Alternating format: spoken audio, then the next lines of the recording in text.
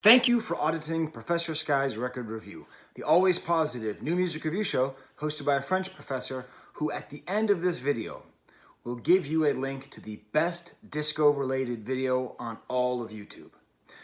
I'm talking about disco because the name of the album that I'm reviewing is called Disco, and it's a disco album by pop superstar, international superstar Kylie Minogue.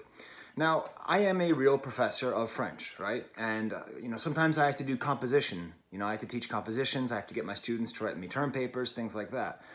And for the vast majority of students, I say, make your thesis clear. Put it up front. If you have to, even say, this is my thesis.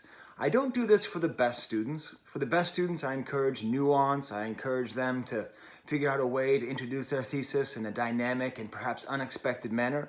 But if it's just a standard college student, there's no shame and no harm in having a thesis and just saying it, just putting it out there and doing it. Because if you have a good thesis and you execute it well, the rest falls into place. Not everything has to be a masterpiece of nuance and academic brilliance. I say that because this album, Disco, by Kylie Minogue, is a very clear thesis that is stated, restated, and restated very, very well, very eloquently, and that thesis is disco. It's right there in the title, it's right there in the cover, where Kylie Minogue is trying to look like a 70s disco star. The whole thing is disco, disco, disco. What is disco? 4 on the floor with the drums, right? Lots of interesting kind of slap bass, lots of open hi-hats, tons of disco strings, a little bit of disco horns, songs that are long enough that you're supposed to be able to dance to them for minutes. They're supposed to be catchy with repeated choruses. There's even my favorite element of all disco, disco claps. All the way throughout, this entire album is one idea executed excellently. Now, I want to emphasize that I am not a Kylie Minogue fan. I'm not a Kylie Minogue hater. Like many musicians who I review on this channel, if they didn't release an album in the last 2 years, I've probably not paid attention to it. I've been largely dormant. I'm the Rip Van Winkle of music criticism. I didn't pay attention from around 2000 until 2018. So 2002 is when I became aware of Kylie Minogue, just because you couldn't help but be aware of her. In particular, I lived a little bit of time in France, obviously, and in that time, Kylie Minogue was everywhere. But Kylie Minogue is a particular kind of pop star in which, Americans are aware, but not fully aware. She's sort of like the female Robbie Williams. I know a couple Robbie Williams songs, I know he's a big deal, but internationally, he's a huge star. And just like Kylie Minogue, I don't really know that much. There's a couple tracks I sort of know. I really like Kylie Minogue's music videos directed by the French film director Michel Gondry, some of the better music videos of the early 2000s, but that's all that I knew about her. So I came to this album as basically a complete Kylie neophyte. More interesting, I think, and one of my I like to add little video essays into all of my reviews.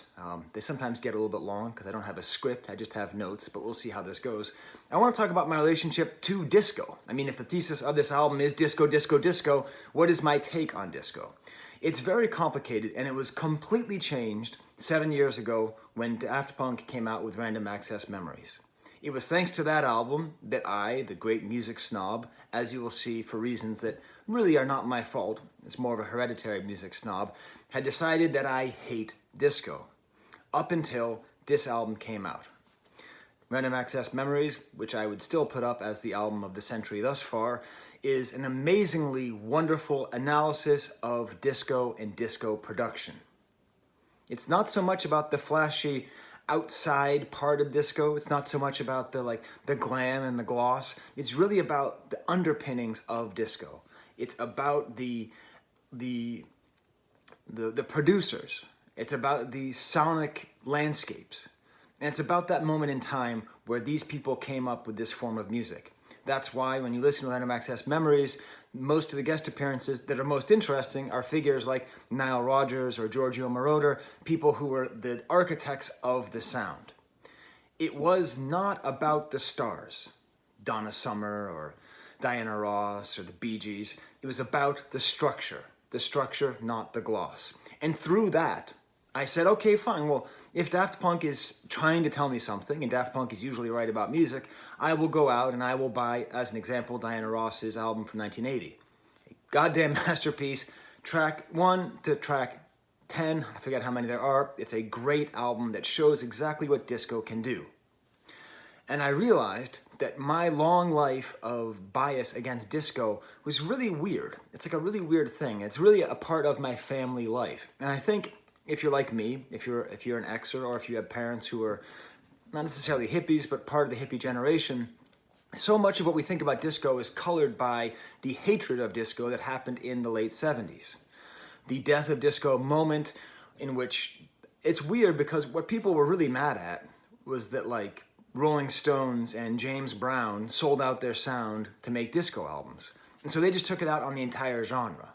And this became the whole disco sucks moment, this kind of moment of instant regret, this kind of belief that, well, we did something terrible, but if we can just burn it in the middle of a baseball field, maybe we're not guilty anymore. But the thing is, disco just persisted. It just morphed and kind of, it changed. It became techno and electronic dance music. It just, the same basic concepts went, not even underground, they just went to the side and became that. And pop became more and more disco. To the point where, when I was growing up, I had a huge bias against pop music.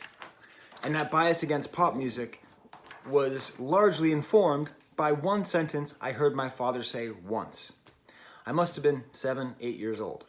And Michael Jackson was on the radio, like he was all the time back then. And he just says, this is just disco.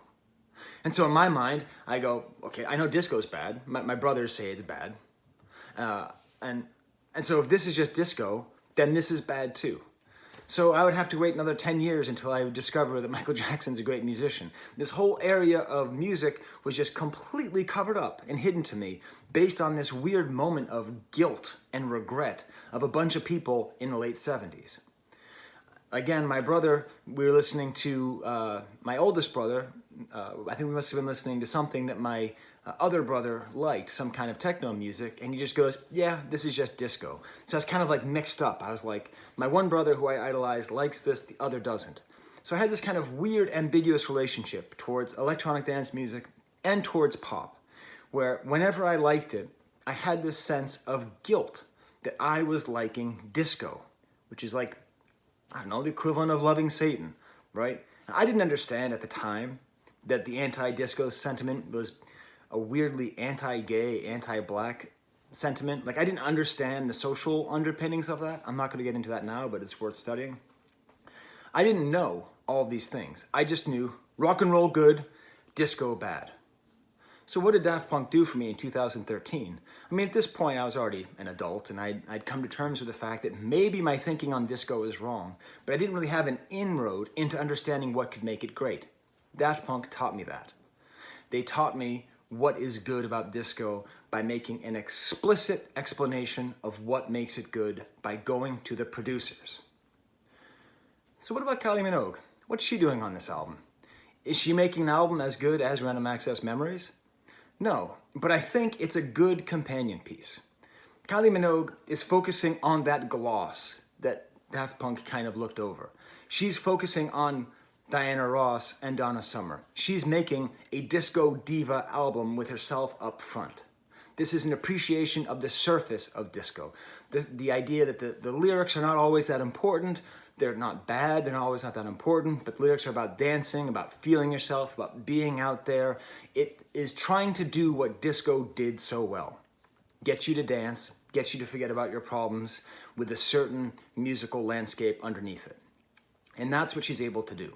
So I would actually put forth that if you could, do what I did, and listen to Random Access Memories, and then listen to this album.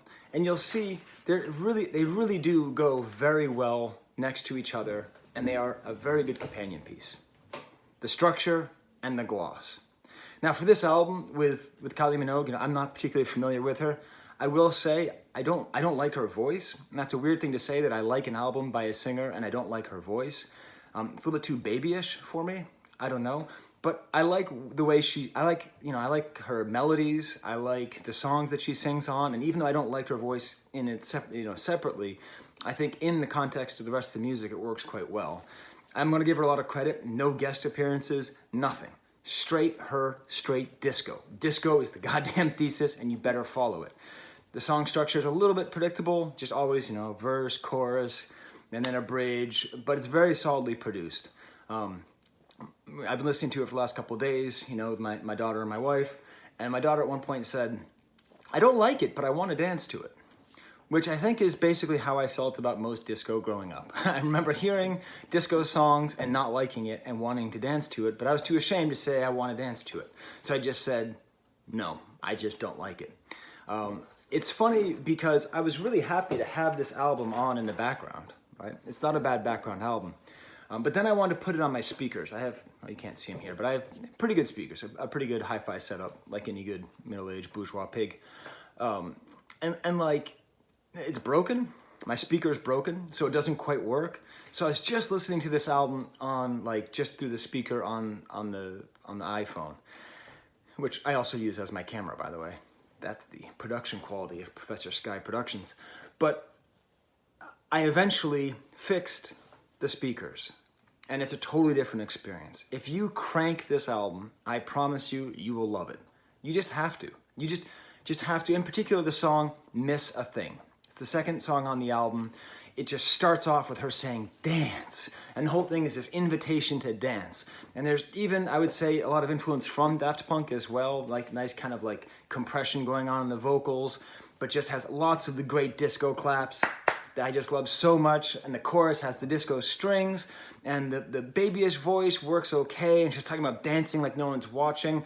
And it's even reclaiming Miss a Thing, which Don't Want to Miss a Thing by Aerosmith, I would put on the short list of worst songs of all time. She reclaims that expression, and it's all just about this feeling of just being out on the dance floor and dancing, and it's long, and it's catchy, and it's super well produced. I'm going to play you about 14 seconds of it right now, but you're not going to understand it until you get on some... Headphones will probably work too, but just pump this... heavy metal, everyone always says, well, you got to listen to it loud, man. You got to listen to it loud. You got to listen to disco loud. Because, you really got to let, the groove get into your soul. Jesus. I don't have a script. So if I had a script, I would have not said that out loud. But I just said it out loud. So let's pretend like it was on purpose. You have to let the groove into your soul. Okay. I wish I was a more popular YouTube channel, because that way people could sample that and put it on, a disco track. But it's okay. I'll get there.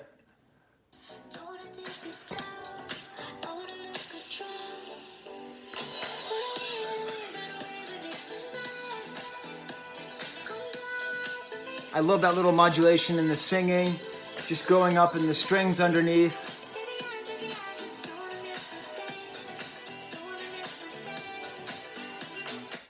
And I'm going to stop there because I don't want to get copyright struck on this. But I think that gives you an idea of what it sounds like. The track that comes before that is the first track, great 70s disco strings all the way throughout. Great bass work. I think it's synthetic bass work, like on a synthesizer, but it does this cool thing where there's a setting on some synthesizers where some of the settings you can't play two notes at once, so it creates this kind of whoa, whoa, whoa sound. You have that in there. Beautiful, super high singing. Do you believe in magic? Just kind of like intentionally empty, stupid words that also work and get you dancing. At the end of Miss a Thing, we start to see the beginning of something that happens throughout the album, which is a use of the kind of vocoder sounds that were popular in disco, and that in particular Daft Punk made a lot more popular on Random Access Memories in their earlier work. And it's nice because that follows through from the second song that I just described into Real Groove, the third song. And this was the one that I listened to on my headphone, on my iPhone. I was like, it was okay. And I was like, I gotta hear it on the hi-fi. And I fixed my hi-fi. What I mean by that is if you just turn it up loud enough, something clips and it starts working. So it was this morning, and I was heating up some toast for breakfast, and it was like, and everyone in the house kind of jumped up. But anyways, this is a great example. Just the song is called Real Groove, and the song has a real groove. Just like the album is called Disco, and it's about disco. It's not this nuanced piece of genius about the deeper meaning of disco. It's a beautiful work of art about the not deeper meaning, about that surface. And it really does have a real chorus. She just repeats herself over and over again. But this nice lyric, like she has the perfect body, but she doesn't have the moves. You and me have a real groove. Something kind of nice and sort of like interesting, like being jealous of another person's physical attractiveness, but knowing that you have something that they can't possibly have, which is the real groove. And I don't know, I like that. This is a great album to dance to as well. I don't dance on this channel. My dancing doesn't translate well to being seen, but it's a great album. Just even in your living room, you don't need a disco, right? It's not like that Charlie XCX album or something where so much of it is about like, I just need to get out, I need to be somewhere. This is a great living room disco album.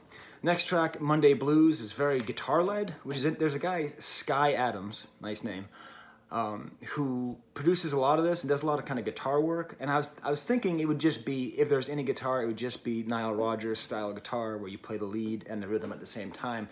But it's not really. It's a little bit less overtly disco. It's basically just nicely layered pop music.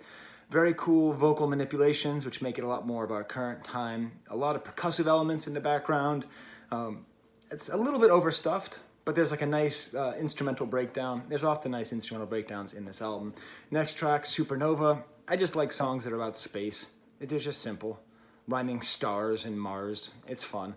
Very kind of pounding sequencers, and again, more vocoders in the back mixed in with disco strings. Even a disco cowbell, underrated disco instrument.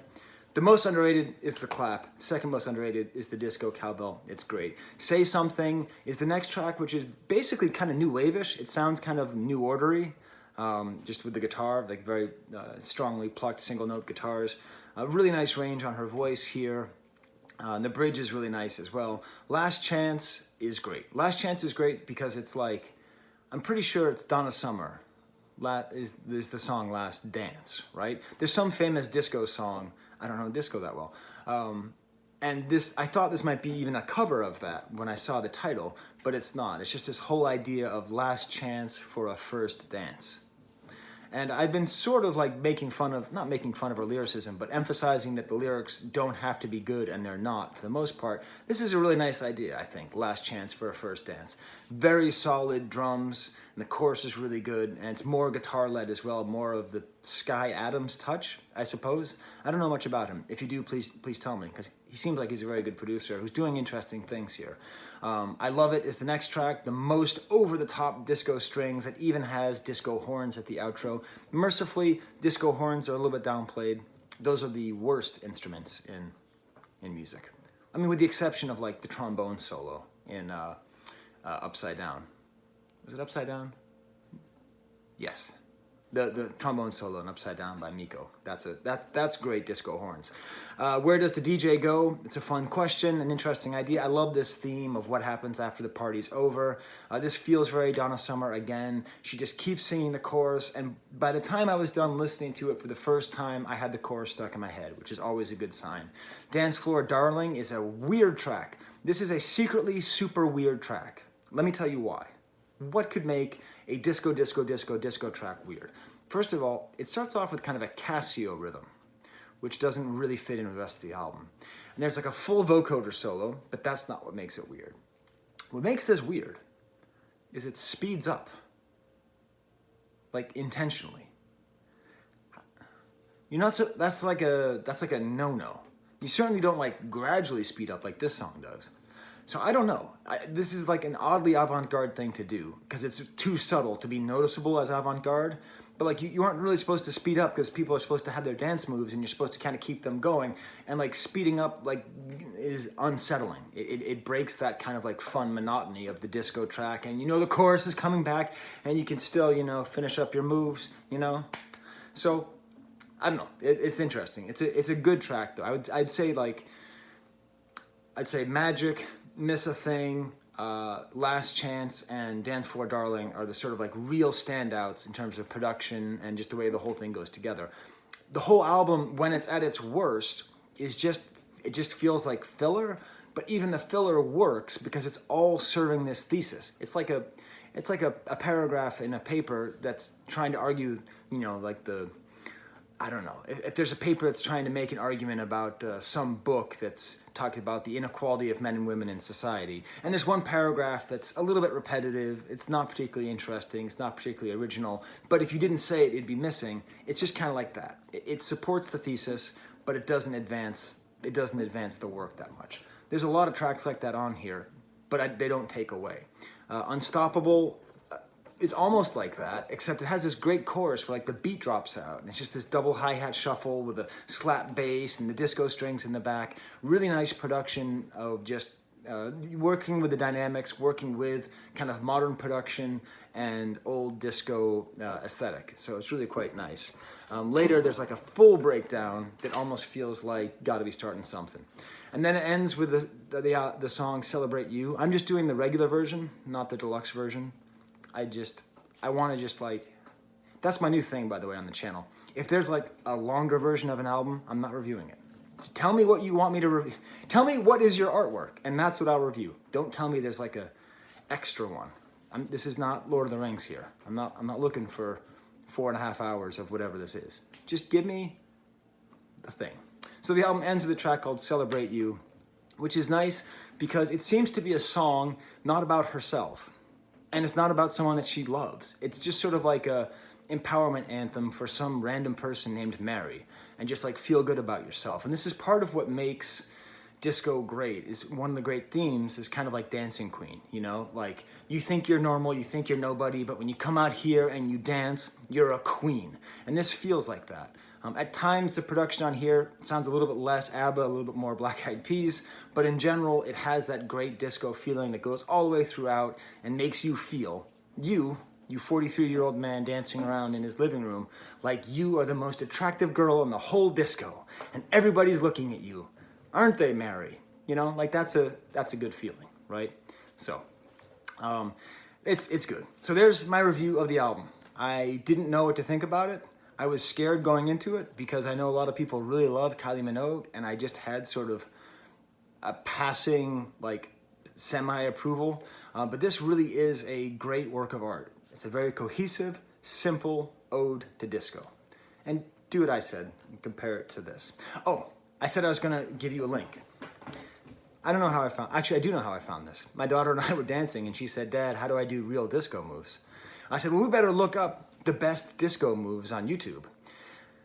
There is a video, the 1980 International Disco Championships on YouTube.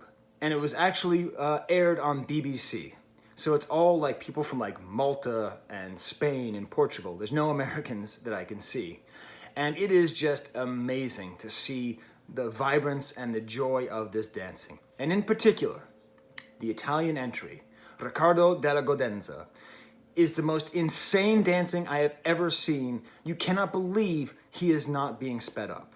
Like, I want to make some kind of cynical joke about cocaine being a hell of a drug. I don't think that's it. This person is superhuman. I've never seen anybody move as fast as Richard della Godenza in the 1980 Disco International Championships. Go check it out. I'll put a link in the description. Okay, well, until next time, party on, and there's the camera.